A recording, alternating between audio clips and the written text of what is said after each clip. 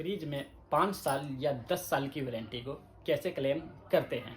तो फ्रिज हमारे पास मार्केट में 2 टाइप के फ्रिज अवेलेबल हैं। एक है नॉर्मल फ्रिज, एक है इन्वर्टर फ्रिज। जो नॉर्मल फ्रिज है उसकी कंप्रेसर की वारंटी 5 साल की आती है। एक इन्वर्टर फ्रिज है उसकी कंप्रेसर की वारंटी 10 साल की आती है।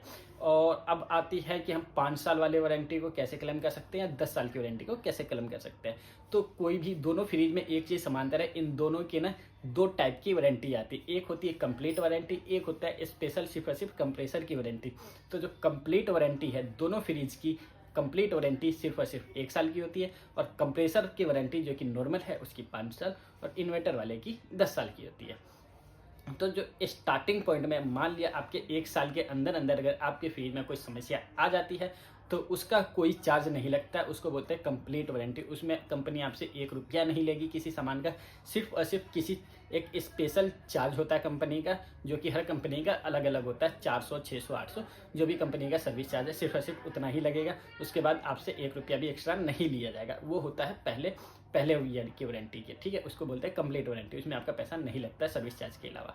अब आ जाती है कि पहले साल के बाद अगर कोई समस्या आ जाती है आपके फ्रिज में, चाहे वो नॉर्मल फ्रिज हो या फिर इन्वर्टर फ्रिज हो, अगर पहले साल के बाद अगर उसमें कोई समस्या आ जाती है, अगर वो समस्या कंप्रेसर की नहीं है, अगर वो समस्या कंप्रेसर की नहीं है और पहले साल के बाद कोई समस्या आती है, तो मान लिया उसका थर्मोस्टेट खराब है या पीसीबी बोर्ड खराब है या कोई भी चीज़ खराब है, तार कट गए हैं, रिले ओवरलोड, जो भी समस्या आती है, तो उसका कंपनी आपसे पूरे के पूरे चार्ज लेती है। पूरे के पूरे चार्ज भी किस तरीके से, एक सर्विस चार्ज कंपनी का है वो तो लेती ही लेती है, फिर उसके बाद जो उसके अंदर पार्ट्स डलता है उस पार्ट्स के कंपनी आपसे पैसे लेती है, ठीक है। और अब आ जाता है कि वो कंपनी हमें 5 साल की वारंटी दे रही, 10 साल की वारंटी दे रही, तो जो 5 साल की वारंटी या 10 साल की वारंटी सिर्फ और सिर्फ आपको कंप्रेसर की मिलती है, कंप्लीट हर एक चीज़ की नहीं मिलती है। कंप्लीट वारंटी सिर्फ और सिर्फ 1 साल की होती है।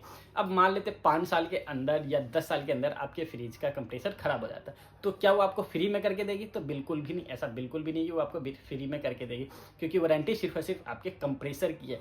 कंप्रेसर वारंटी में है, गैस नहीं, तो उस टाइम आपका गैस का पैसा लगेगा, कंप्रेसर का पैसा नहीं लगता है। तो ये जो कंपनी गैस का पैसा लेती है वो इतना मोटा पैसा लेती है, गैस का पैसा, जितने में कोई लोकल टेक्नीशियन आपको कंप्रेसर के साथ लगा के दे दे, ठीक है।